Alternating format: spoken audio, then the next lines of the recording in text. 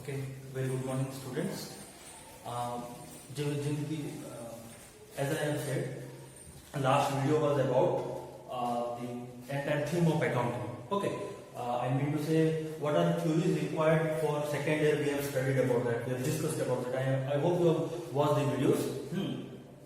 Some students have given me the feedback and response that we have this doubt and these all things. So now today, I thought the topic, the next topic which I told to discuss in the next class, that was concepts and conventions accounting.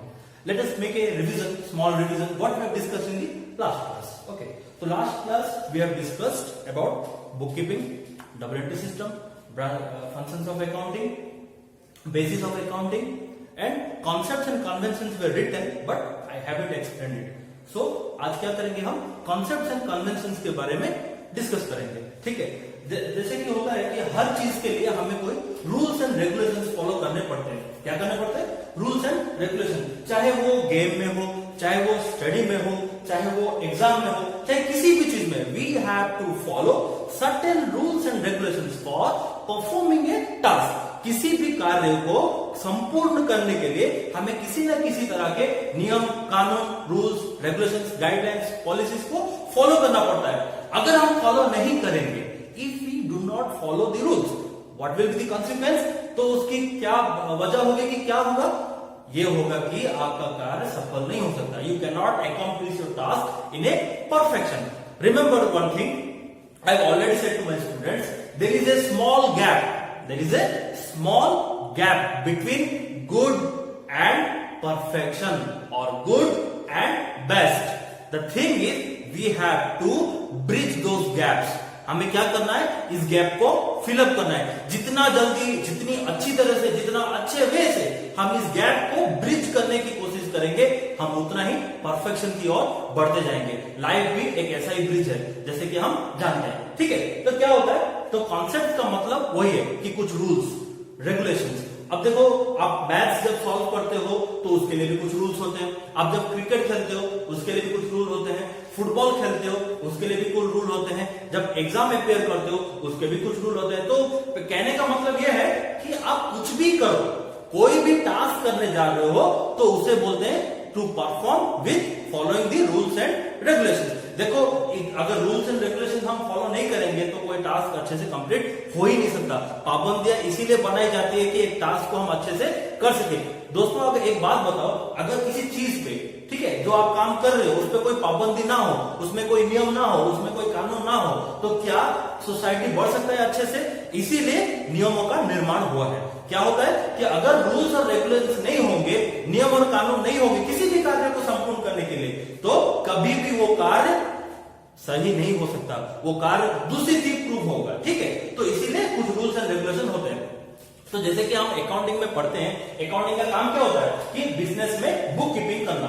Book keeping का मतलब क्या है कि आप transaction को record करो. Again question क्या आता है? ट्रांजैक्शन को कैसे रिकॉर्ड करें? तो ट्रांजैक्शन को हम कैसे रिकॉर्ड करते हैं? In chronological order.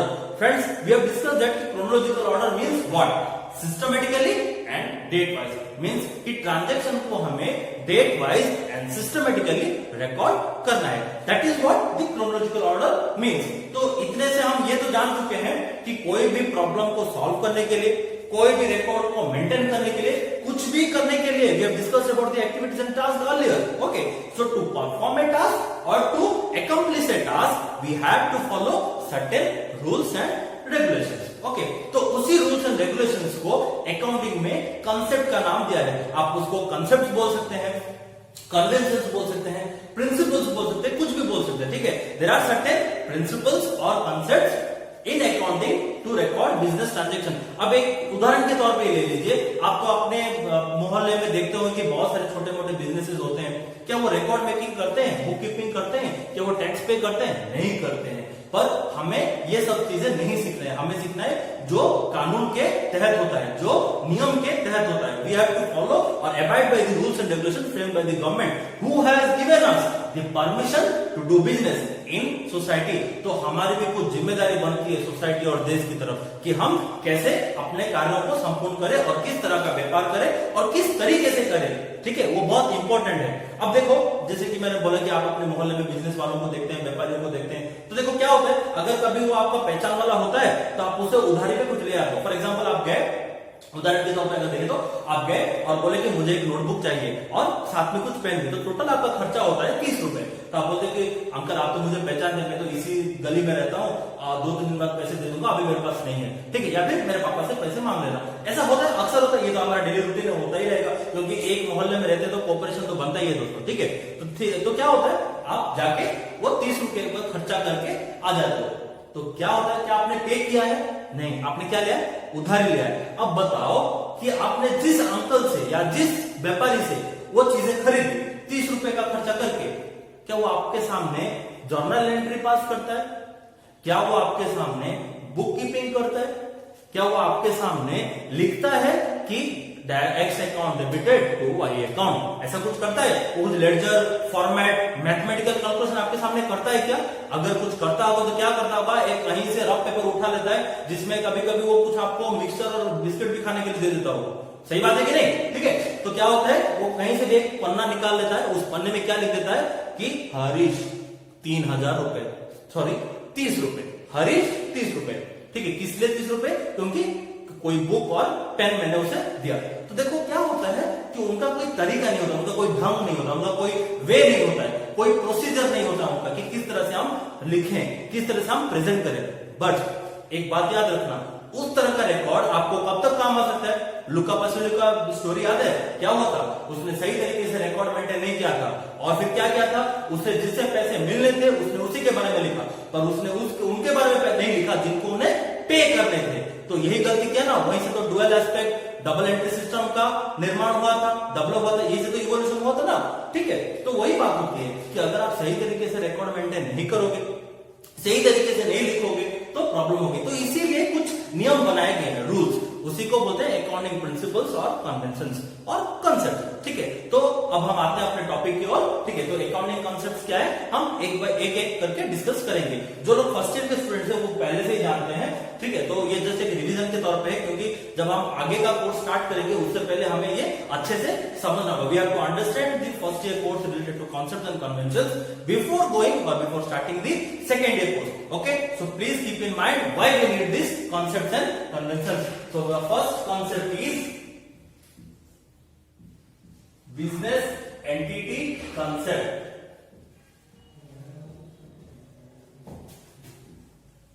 क्या है कॉन्सेप्ट?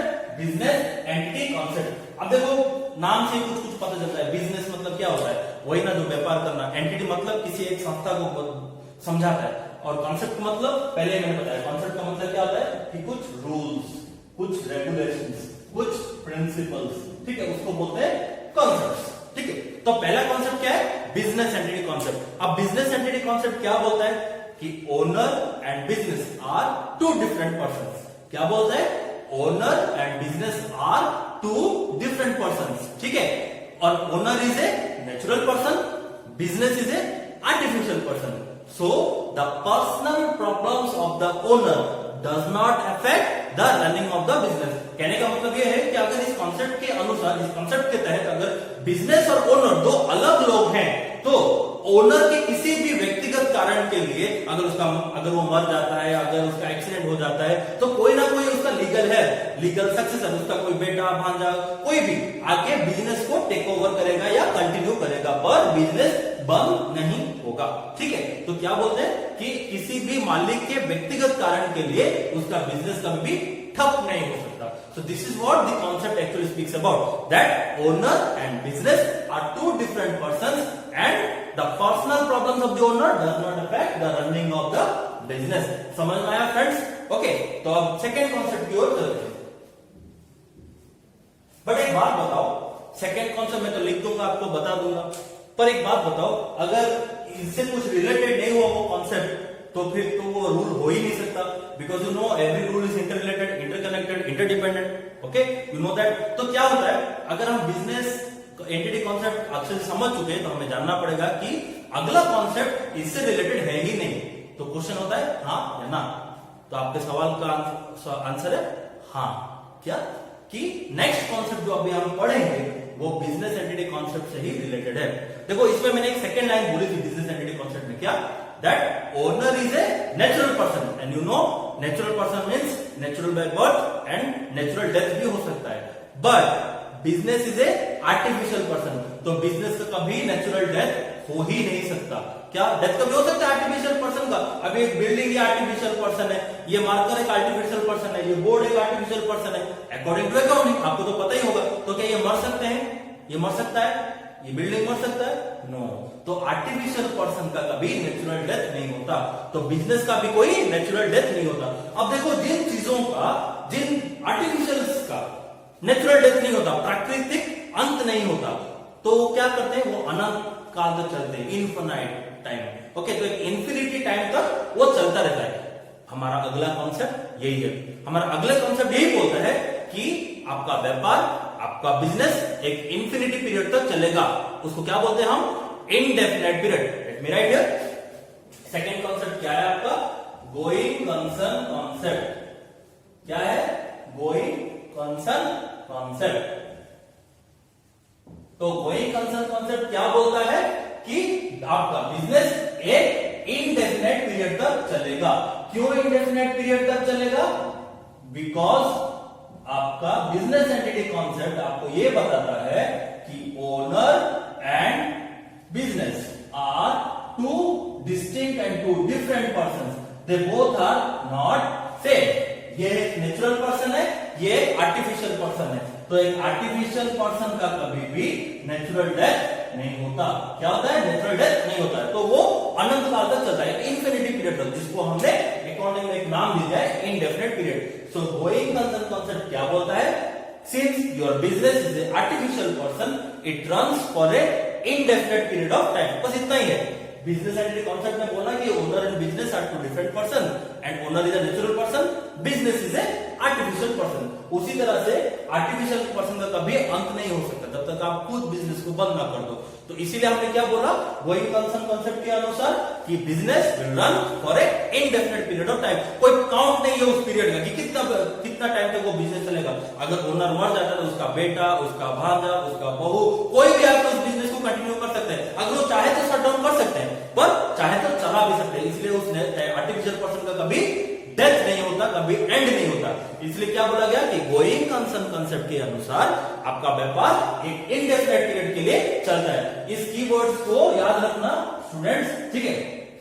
अब देखो जैसे कि मैंने बोला कि all rules are interconnected, interrelated, interdependent and follow होते रहते हैं। जैसे एक दूसरा कॉन्सेप्ट पहले कॉन्सेप्ट को फॉलो करता है, जाहिर सी बात है कि तीसरा कॉन्सेप्ट भी दूसरे कॉन्सेप्ट को फॉलो करेगा। ऐसे ही चलता रहेगा, जितने भी कॉन्सेप्ट है एक दूसरे को फॉलो ही करते होंगे। अगर फॉलो नहीं करेंगे, इंटररिलेटेड नहीं होंगे, तो क्या अगर नियम अलग अलग होते हैं क्या एक सब्जेक्ट के लिए, एक ही चीज के लिए? आपको क्या लगता है कि अगर आप 8th क्लास में पढ़ रहे हो और आपके क्लास में या आपकी कक्षा में 60 छात्र हैं, ठीक है, तो उन 60 छात्रों के लिए क्या अलग अलग कायदे और कानून बनाए जाते हैं, अलग अलग नियम बनाए जाते हैं? नो, एक ही होता है ना, ठीक है। तो उसी तरह से ये सारे कॉन्सेप्ट, सारे नियम इंटररिलेटेड है।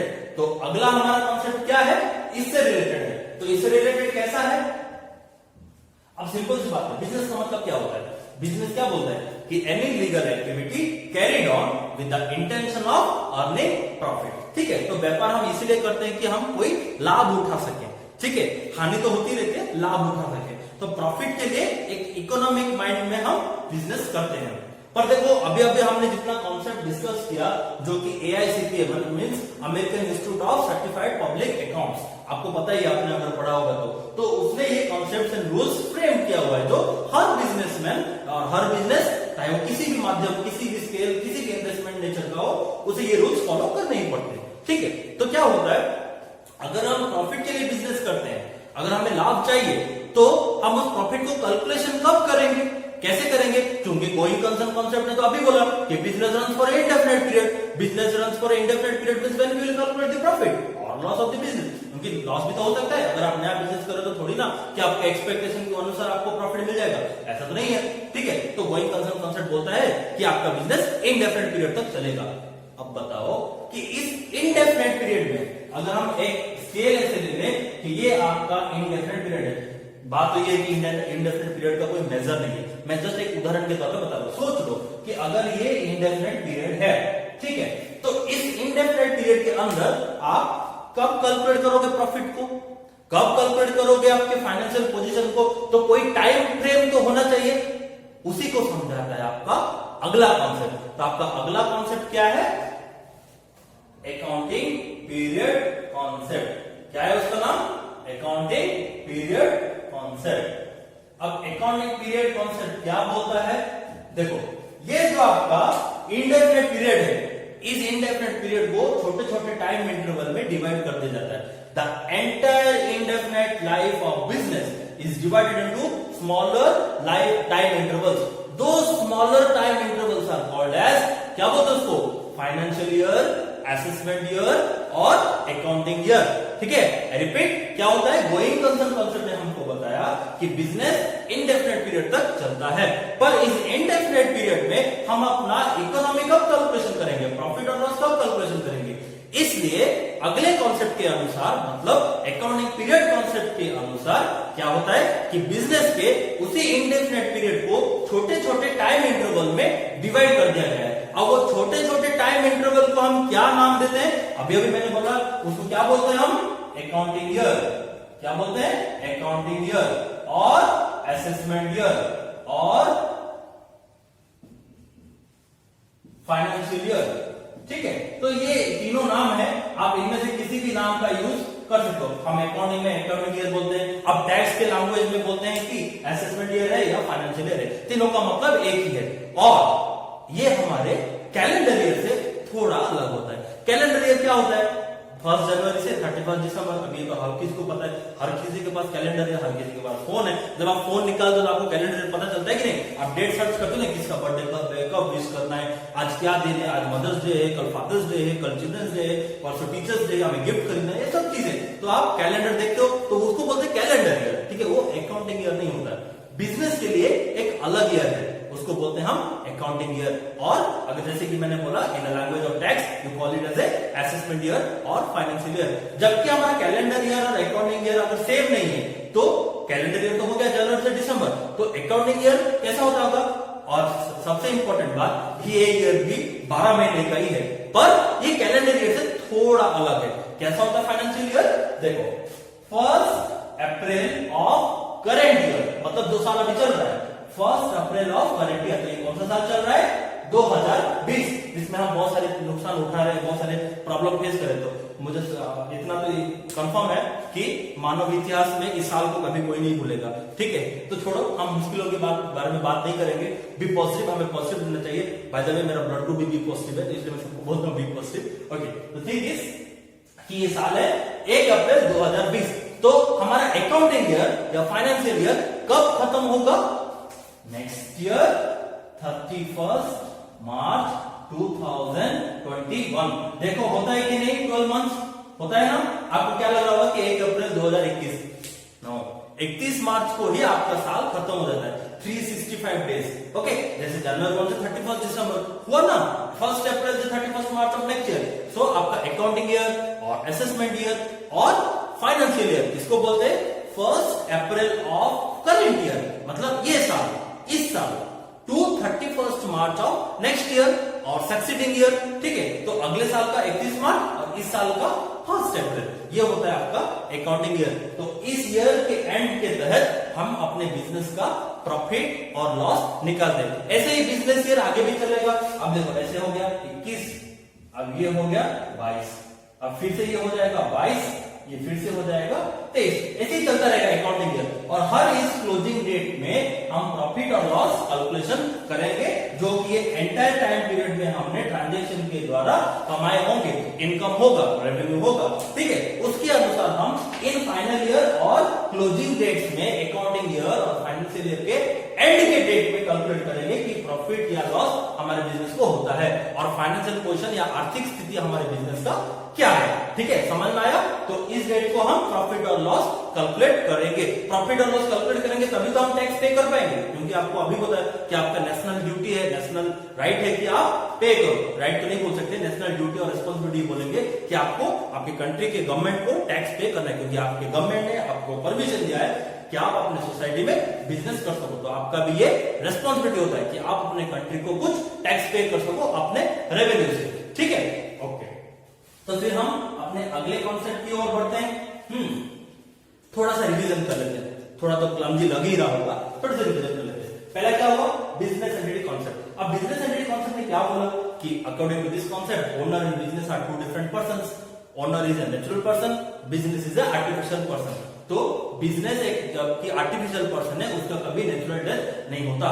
एंड द पर्सनल प्रॉब्लम्स यानी कि जो आपके मालिक के या व्यापारी के जो व्यक्तिगत कारण होते हैं उसके वजह से कभी बिजनेस इफेक्ट नहीं होता। Personal problems of the owner does not effect the running of the business. ठीक है, अब इसके तहत क्या हुआ कि अगर बिजनेस का नेचुरल डेथ नहीं होता है तो कब तक वो चलता होगा, इंफिनिटी तक चलता है। अब उसी को क्या बोला, अगले कॉन्सेप्ट है going concern concept. Going concern concept में क्या बोला कि a business organization will run for a indefinite period of time, क्योंकि उसका कोई नेचुरल डेथ है ही नहीं। ठीक है, तो इनडेफिनेट पीरियड या इनफिनिटी पीरियड जो भी बोल सकते हैं आप। अब क्या होता है कि हमने बिजनेस जब किया है तो नुकसान, फायदा, आर्थिक परिस्थिति, समस्या, ये तो सब हम देखना पड़ेगा, कैलकुलेट तो करना पड़ेगा। बिना कैलकुलेशन के तो हम बिजनेस नहीं कर सकते। बिजनेस मीन्स तो कैलकुलेशन ही है, कमर्शियल बात ही ऐसी होती है। तो क्या होता है कि अगर इंडेफिनेट पीरियड है, इनफिनिटी पीरियड है, तो हम बिजनेस का प्रॉफिट या लॉस, लाभ या नुकसान कब कैलकुलेट करेंगे, कब एनालाइज करेंगे, तो उसके लिए भी एक कॉन्सेप्ट है जिसका नाम है अकाउंटिंग पीरियड कॉन्सेप्ट। अब अकाउंटिंग पीरियड कॉन्सेप्ट ने क्या बोला आपको, इसने यही बोला कि आपका जो इंडेफिनेट पीरियड है बिजनेस का, उसको हमने छोटे छोटे टाइम इंटरवल्स में डिवाइड कर दिया। उन छोटे छोटे टाइम इंटरवल्स को हमने क्या नाम दे दिया, अकाउंटिंग ईयर और असेसमेंट ईयर और फाइनेंशियल ईयर। और अगेन वो अकाउंटिंग ईयर और फाइनेंशियल ईयर आपका कैसा होता है, इस साल के 1 अप्रैल से लेके अगले साल के 31 मार्च तक। ठीक है, तो 1 April of this year to the 31 March of the next year, that is what the assessment year और फाइनेंशियल ईयर और अकाउंटिंग ईयर मींस। ठीक है, एंड वो ईयर कैसे कंटिन्यू होता है मैंने आपको डेट के द्वारा भी आपको समझा दिया है, तो आप अच्छे से देख सकते हैं। ठीक है, अब यह होता है कि हम बिजनेस में तो ट्रांजेक्शन रिकॉर्ड करेंगे। अब ट्रांजेक्शन रिकॉर्ड करेंगे तभी तो हम प्रॉफिट और लॉस कैलकुलेट कर सकेंगे। ठीक है, यही बोलते हैं ना। तो क्या होता है, अब इस कॉन्सेप्ट को रिलेटेड एक और कॉन्सेप्ट डेवलप हुआ, उस कॉन्सेप्ट का नाम है मैचिंग कॉन्सेप्ट। ठीक है, उस कॉन्सेप्ट का क्या नाम है, मैचिंग कॉन्सेप्ट।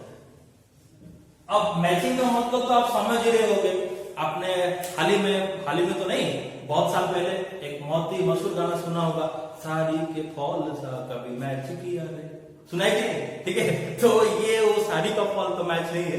तो ये क्या है, मैचिंग कॉन्सेप्ट का मतलब ये होता है कि देखो सिंपल सी बात है, मैं आपका अगर आपको एक उदाहरण दे दूं कि सोचो कि आपने 1 साल के अंदर आपका टोटल इनकम और रेवेन्यू होता है 20,000। ठीक है, कितना होता है 20,000। सोचो कि आपने छोटा सा एक दुकान डाला हुआ है, आपका टोटल इनकम होता है 20,000 सालाना। ठीक है, और उसी सालाना आपका टोटल खर्चा होता है, सारे खर्चे मिला के आपके टोटल खर्चे होते हैं 18,000 रुपए। क्या बोला मैंने, आपका टोटल इनकम है सालाना 20,000 रुपए and the total expenses of that accounting year amounted to 18,000। तो आप बता सकते हो आपको नुकसान हुआ या फायदा, बता सकते हो। अरे यार इतना डिफिकल्ट नहीं है, अगर मुझे 20,000 का आय हो रहा है, मतलब मुझे मिल रहा है, और खर्चा हो रहा है 18,000 का, तो ऑब्वियसली मेरे लिए मुनाफा ही हुआ ना। कैसे, 2,000 का, सिंपल सी बात है। इतना तो प्रॉफिट और लॉस हम अपने मैथ्स में पढ़े ही हैं। और प्रॉफिट और लॉस मैथ्स क्या है, ये तो आप किसी अनपढ़ बिजनेस वाले को भी पूछ सकते हो कि आप तुमको 20,000 मिला और तुम्हारे हाथ से गया 18,000, तो तुम्हारे पास बचा कितना, तुम्हारा नुकसान हुआ या फायदा। अरे फायदा हुआ 2,000 का, पर वो चीज तो वो भी बोल सकता है। तो हम क्या वैसे ही बोलेंगे, नहीं, हमको अकाउंटिंग में एक पर्टिकुलर फॉर्मेट बनाना पड़ेगा, एक स्पेसिमेन तैयार करना पड़ेगा कि किस तरह से ऐसा हुआ। याद रखो बुक कीपिंग में क्या बोला था कि आपको हर चीज रिकॉर्ड करना है, हर चीज लिखित आकार में रखना है, because anything which is in not written form can not be retired for your future use and can not serve as your evidence also, कि कोई आपका प्रूफ भी नहीं सकता अगर आपका कुछ रिटर्न में ना हो। ठीक है, तो क्या होता है, हमको लिखित आकार में रखना पड़ेगा, एक फॉर्मेट, एक स्पेसिमेन के जरिए। तो हम वो प्रॉफिट और लॉस कैसे कैलकुलेट कर सकते हैं, वो मैं आपको एक छोटे से फॉर्मेट में दिखाऊंगा। सोचो कि ये एक फॉर्मेट है, ये क्या है, एक फॉर्मेट है। अब देखो मैथ्स में तो हम ऐसे आराम से लिख देते हैं कि profit equals to selling price minus cost price. तो क्या होता है 20,000 माइनस 18,000, हमें कितना प्रॉफिट हुआ, फायदा हुआ 2000, ये तो आप प्रॉफिट एंड लॉस में कर सकते हो, पर mathematical calculation, mathematical return, mathematical format and accounting के फॉर्मेट में बहुत अंतर होता है। अकाउंटिंग फॉर्मेट बहुत अलग होता है। देखो इसमें कोई फॉर्मेट नहीं है, इसमें आपने क्या किया, सिर्फ एक क्वेश्चन का, एक प्रॉब्लम का सॉल्यूशन किया हुआ है। यहाँ पे एक स्पेशल फॉर्मेट बनाना पड़ेगा। फॉर्मेट किस तरह के, किन किन बुक्स के लिए होते हैं, जैसे कि हमने कॉन्सेप्ट में पढ़ा था, journal, ledger, trial balance, final account, तो डिफरेंट कॉन्सेप्ट्स और डिफरेंट बुक्स और डिफरेंट रिकॉर्ड्स के लिए डिफरेंट फॉर्मेट है। मैं आपको एक जनरल फॉर्मेट बस बताता हूँ कि अकाउंटिंग में प्रॉफिट और लॉस कैसे कैलकुलेट करते हैं। ठीक है, आप ध्यान से देखना। सोचो कि ये एक फॉर्मेट है, ये रेक्टेंगुलर फॉर्मेट है। अब इस रेक्टेंगुलर फॉर्मेट को मैंने क्या किया, डिवाइड कर दिया। क्या किया, डिवाइड कर दिया। सोचो लेफ्ट हैंड साइड और राइट हैंड साइड में कुछ आइटम्स रख देता हूं। अब देखो मुझे क्या डिटरमाइन करना है, प्रॉफिट या लॉस। अब ये प्रॉफिट या लॉस डिटरमाइन करने के लिए मुझे दो ही चीजों की तो आवश्यकता है, टू ही फैक्टर्स चाहिए। What are those two factors required for calculating the profit और loss of your business? Those two factors are expenses and income, जिसको आप अपने मैथ्स में बोलते हो selling price and cost price. Okay, तो मैं बस वही दो चीजें यहाँ पे लेता हूँ। सोचो लेफ्ट हैंड साइड मैंने ले लिया एक सालाना आपका जितना भी खर्चा है, ठीक है, और राइट हैंड साइड मैंने ले लिया आपका सालाना जितना भी इनकम है। ठीक है, अब देखो हम इसको कैसे लिखते हैं। मैं आपको एक जनरल फॉर्मेट बता रहा हूं, आगे मैं आपको बताऊंगा कि रिकॉर्ड कैसे मेंटेन करते हैं। ये जस्ट जनरल फॉर्मेट है कि मैथ से अकाउंटिंग कैसे और कितना अलग होता है। ठीक है, तो एक्सपेंस के तौर पे हम ले लेते हैं आपका परचेज, ठीक है, देन आपका सैलरी, आपका रेंट, आपका डेप्रिसिएशन, आपका इलेक्ट्रिसिटी बिल। ठीक है, ऐसे बहुत सारे खर्च होते हैं। इनकम के तौर पे हम ले लेते हैं आपका सेल्स, ठीक है, देन होता है आपका इनकम, डिविडेंड्स। डिविडेंड्स का मतलब आपको पता ही होगा फ्रेंड्स, डिविडेंड्स का मतलब होता है जो आप शेयर मार्केट में इन्वेस्ट करते हो तो उसके ऊपर आपको कुछ रिटर्न मिलता है, उस रिटर्न को बोलते हैं डिविडेंड। ठीक है, अगर आपके बैंक में कुछ पैसे हैं तो आपको इंटरेस्ट भी मिलता होगा। ठीक है, अगर आपने सेल्स कुछ अधिक किया है तो आपको कमीशन भी मिलता होगा आपके प्रोडक्ट के ओनर से। ठीक है, तो उसको बोलते हैं कमीशन। अब सोचो कि इसका टोटल आता है 18,000। ठीक है, इसका टोटल आता है 18,000, जैसे कि मैंने आपको उदाहरण में बताया। तो सोचो कि आपका सालाना टोटल खर्चा होता है 18,000 रुपए। ठीक है, अब जूम करके अच्छे से देख सकते हो। ठीक है, इनकम होता है आपका सालाना टोटल 20,000। तो आप अच्छे से देख सकते हो कि आपका नुकसान हो रहा है या फायदा। क्या होता है आपका, फायदा हो रहा है। तो आपका फायदा कितना होता है, 2,000 रुपए, जो कि आप मैथमेटिकल कैलकुलेशन से भी देख सकते हो। पर अब एक चीज बताओ, मैचिंग कॉन्सेप्ट ने बोला, क्या मैच करने को बोला, हमने तो ये डिस्कस ही नहीं किया। मैचिंग कॉन्सेप्ट बोलता है कि ड्यूरिंग एन अकाउंटिंग ईयर और eight the end of an accounting year the gross total of expenses match with the gross total of revenues on during the year. क्या बोलता है, फिर से रिपीट करता हूं। According to matching concept, at the end of an accounting year, the gross total of expenses are matched with the gross total of income or revenue earned during the year.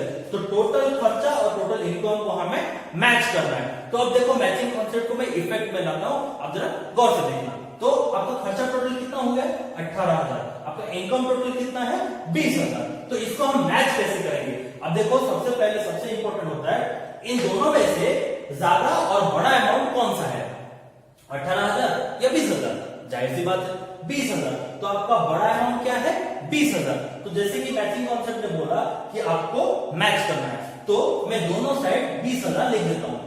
ठीक है, और ये गलत है कि सही है, मैं आपको अभी प्रूफ करके बताऊंगा। ठीक है, तो मैंने यहां पे लिख दिया क्या, 20,000।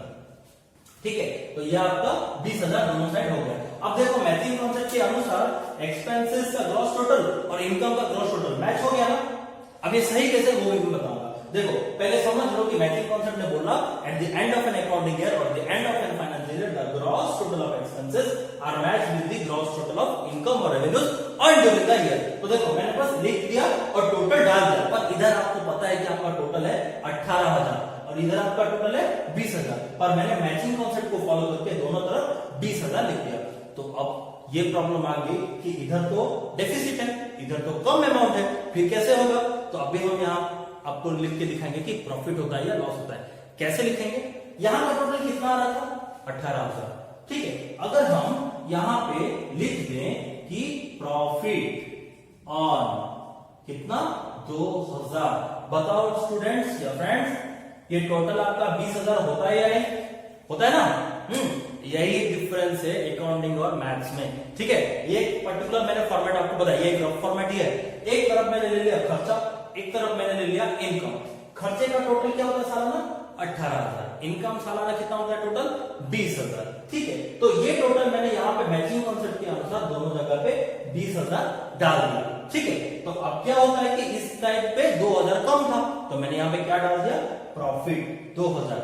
ठीक है, तो वाह, अब ये 20,000 दोनों साइड होता है, सही है कि नहीं? समझ में आया? ठीक है, तो देखो मैचिंग कॉन्सेप्ट में क्या बोला कि gross total of expenses match with the gross total of income. तो मैच भी हो गया। हमारा क्या ऑब्जेक्टिव था? टू कैलकुलेट प्रॉफिट और लॉस। प्रॉफिट भी कैलकुलेट हो गया। अब अगर लॉस होगा तो इसके ऑपोजिट साइड में जाएगा। सोच लो इसका उल्टा, अगर आपका खर्चा है 20,000 और आपका इनकम है 18,000, तो मैचिंग कॉन्सेप्ट के अनुसार मैं क्या करूंगा? इधर भी 20,000 डाल दूंगा, और जबकि इधर कम है तो इधर में क्या लिखूंगा? लॉस इनकर्ड, कितना? 2,000। तो ये टोटल 20,000 आ जाएगा। ठीक है, इसी तरह से अकाउंटिंग के फॉर्मेट प्रिपेयर किए जाते हैं। ठीक है, और आज का लास्ट कॉन्सेप्ट, ठीक है, बाकी के कॉन्सेप्ट हम नेक्स्ट क्लास में अगेन डिस्कस करेंगे। तो आज का लास्ट कॉन्सेप्ट हम डिस्कस कर लेते हैं बीटा के। ये बहुत इंपॉर्टेंट कॉन्सेप्ट है, मनी मेजरमेंट कॉन्सेप्ट। ठीक है, मनी मेजरमेंट कॉन्सेप्ट। अब देखो मनी मेजरमेंट कॉन्सेप्ट क्या होता है। हमको अच्छे से पता है कि बिजनेस के ट्रांजैक्शन अगर फाइनेंशियल कैरेक्टर के नहीं होंगे तो हम नहीं लिख सकते, मतलब अगर उसमें कुछ पैसे मॉनेटरी वैल्यू इन्वॉल्व ना हो तो वही मनी मेजरमेंट कॉन्सेप्ट में रहता है। जबकि ये बहुत सिंपल कॉन्सेप्ट है, इसलिए मैंने आपको बता दिया। तो according to money measurement concept, all those transactions which are measured in terms of monetary value are recorded in the book of account. मतलब सिंपल सी बात है, मनी मेजरमेंट कॉन्सेप्ट ये बोलता है आपके बिजनेस के जितने भी ट्रांजैक्शन है, अगर उनको आप फाइनेंशियल कैरेक्टर में तोल सकते हो, नाप सकते हो, मेजर कर सकते हो, या फिर उनमें कुछ मॉनेटरी वैल्यू इन्वॉल्व होते हैं, तो उन ट्रांजैक्शन को भी आप बुक में लिखोगे। अब देखो ओनर का डेथ हो गया, मैनेजर नया ज्वाइन किया, एम्प्लॉय को खाने को नहीं मिला कैंटीन में, ये सारे इंफॉर्मेशन तो है पर फाइनेंशियल इंफॉर्मेशन नहीं है, या फिर नॉट ऑफ फाइनेंशियल कैरेक्टर। तो क्या मतलब होता है? मनी मेजरमेंट कॉन्सेप्ट के अनुसार हम बिजनेस में सिर्फ उन्हीं ट्रांजेक्शन को लिखेंगे जिनको हम फाइनेंशियल कैरेक्टर में मेजर कर सकते हैं या फिर मॉनेटरी वैल्यू इन्वॉल्व होता है। यहाँ पे और एक इंपॉर्टेंट चीज आती है, जिसको हम सोचते हैं कि फाइनेंशियल वैल्यू इन्वॉल्व नहीं होता है, उन चीजों को बोलते हैं हम इवेंट्स। क्या बोलते हैं हम? इवेंट्स। वो ट्रांजेक्शंस नहीं होते, उनको हम नहीं लिखेंगे। जैसे कि मैंने बोला ओनर का डेथ हो गया, मैनेजर नया ज्वाइन किया, एम्प्लॉय को खाने को नहीं मिला, वर्कर्स नहीं आए, आज छुट्टी पर है, तो ये सारी इंफॉर्मेशन है बट फाइनेंशियल कैरेक्टर के नहीं है, तो इसलिए उनको नाम दिया गया इवेंट्स। और जो ट्रांजेक्शन आपके फाइनेंशियल कैरेक्टर के होते हैं उसको बिजनेस के बुक ऑफ अकाउंट में लिखा जाएगा। ठीक है, तो ये था आज का इतना कॉन्सेप्ट एंड कन्वेंशन, और भी बहुत सारे कॉन्सेप्ट एंड कन्वेंशन है जो कि हम अपने अगले वीडियो में डिस्कस करेंगे। आशा करता हूं कि आपको समझ में आया होगा। अगर कोई भी आपको शिकायत हो तो आप मुझसे पूछ सकते हैं। Thank you.